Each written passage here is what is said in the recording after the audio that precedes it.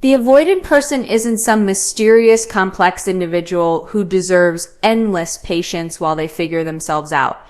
They're someone who has learned to manipulate relationship dynamics through emotional withholding, superiority games, and calculated unavailability. They've trained partners to chase them, accommodate their moods, and accept breadcrumbs of affection while they maintain all the power. They've convinced people that their emotional distance is depth, their inconsistency is intrigue, and their inability to commit is somehow attractive. The harsh truth is that avoidant behavior often stems from an inflated ego that needs to be systematically dismantled before any real change can occur. This isn't about being cruel or seeking revenge. It's about recognizing that the avoidant person's superiority complex is the primary barrier to genuine intimacy. They believe they're more evolved than people who need emotional connection. They think they're stronger because they can function independently. They assume they're more valuable because they're harder to pin down. This arrogance isn't charming or mysterious. It's a defense mechanism that hurts everyone involved, including themselves. However, understanding the roots of this superiority complex reveals a more compassionate picture. The avoidant person wasn't born believing they were better than others or that relationships were beneath them. These beliefs developed as protection against early experiences of disappointment, rejection, or emotional abandonment. The child who learned that needing others led to pain naturally developed strategies to avoid that vulnerability. The superiority complex that seems so frustrating in adulthood was once a brilliant survival mechanism for a young person trying to protect their heart. The avoidant individual learned to find safety in emotional distance because closeness felt dangerous. They discovered that maintaining control over their emotional availability gave them a sense of power in situations where they once felt powerless. They developed the ability to suppress their attachment needs because expressing those needs had previously led to hurt. What appears as arrogance or superiority is often a sophisticated defense system designed to prevent the very intimacy they actually crave. This understanding doesn't excuse harmful behavior, but it explains why traditional approaches to connecting with avoidant individuals often fail. Trying to love them into security doesn't work because love feels threatening to their defensive system. Offering endless patience and understanding doesn't create change because it actually reinforces their superior position in the relationship. Accepting their emotional unavailability as a personality quirk enables the very behavior that prevents genuine connection. The process of humbling an avoidant requires strategic withdrawal of the validation their ego depends on. This means no longer participating in the dynamic where you pursue while they withdraw. It means refusing to accept their emotional unavailability as normal or acceptable. It means demonstrating through your actions that you don't believe they're more valuable, more independent, or more evolved than you are. This withdrawal of validation creates immediate discomfort for the avoidant person because their ego structure depends on your continued pursuit and accommodation. When you stop chasing, stop making excuses for their behavior, and stop treating them like a prize to be won, their sense of superiority begins to crack. They realize that their strategy of maintaining power through emotional distance isn't working the way it used to. The initial phase of this humbling process often triggers increased avoidant behavior. They might become more distant, more dismissive, or more critical as they try to reestablish the familiar dynamic where they hold all the power. This escalation is actually a positive sign because it indicates that their defensive system is being challenged.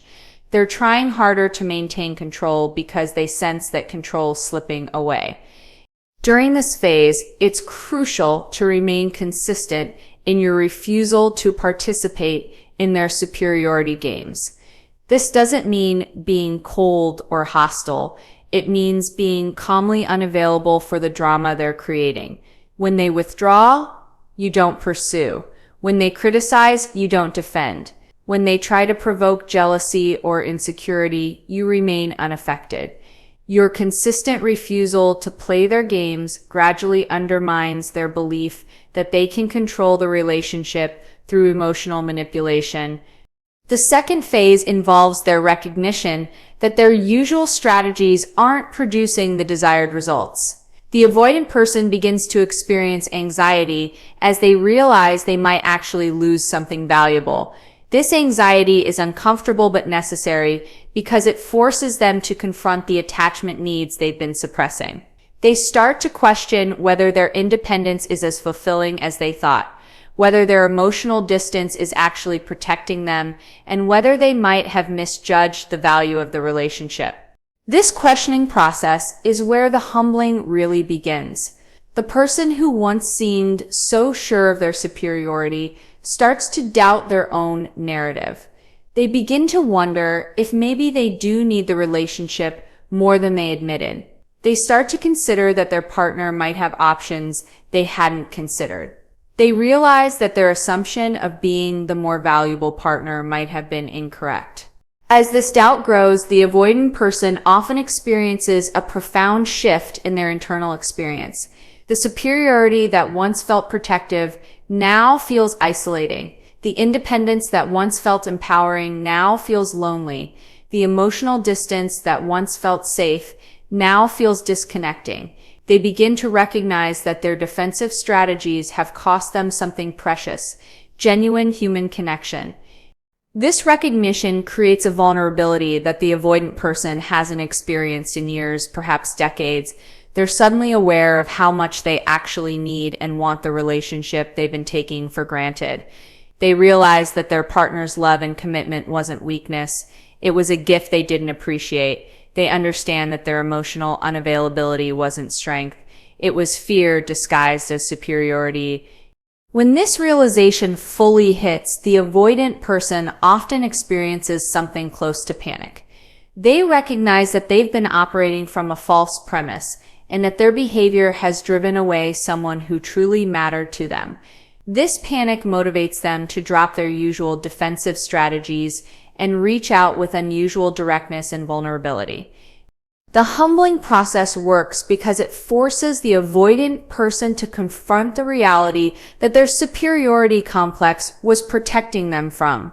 They discover that they're not as independent as they thought, not as invulnerable as they believed, and not as valuable as they assumed.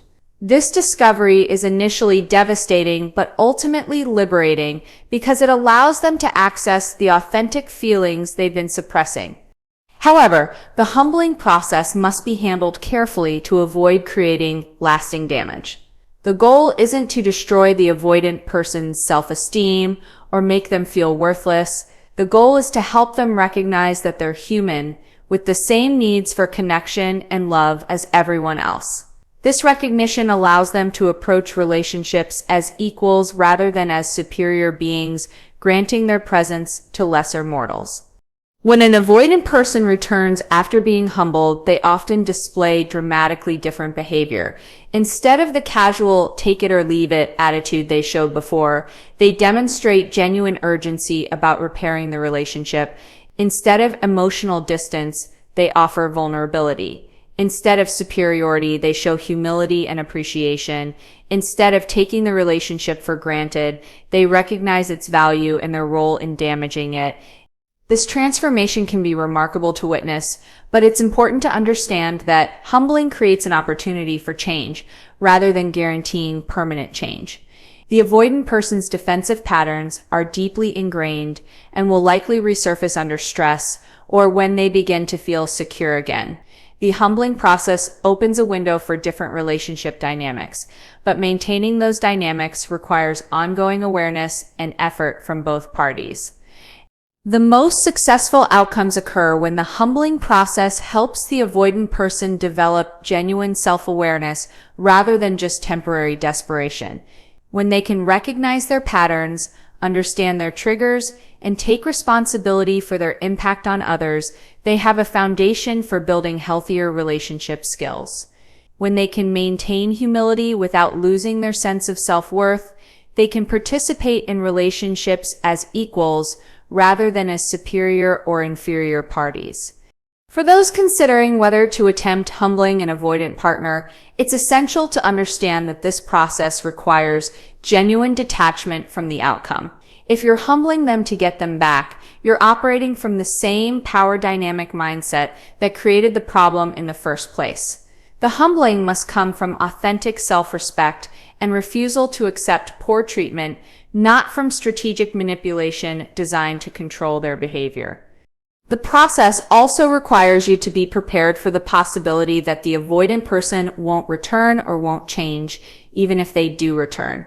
Humbling someone reveals their true character and priorities. Some avoidant individuals will use the humbling experience to develop greater self-awareness and capacity for intimacy.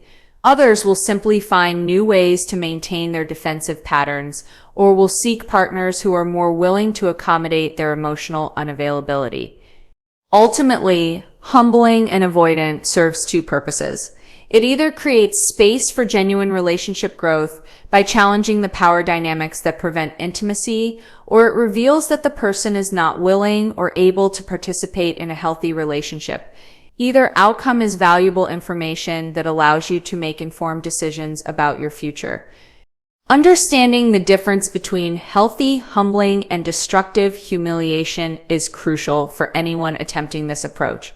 Healthy humbling preserves the avoidant person's dignity while challenging their defensive patterns.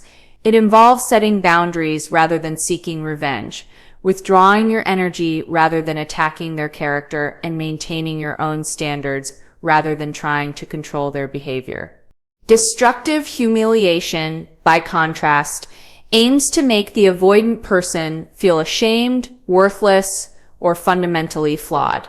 This approach typically backfires because it triggers even stronger defensive responses and can cause lasting psychological damage.